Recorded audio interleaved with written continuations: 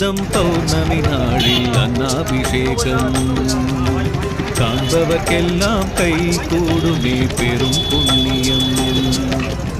உடலை செய்து உயிரை தந்து உணவையும் தந்த உத்தமனாம். உடலை செய்து உயிரை தந்து உணவையும் தந்த உத்தமனாம்.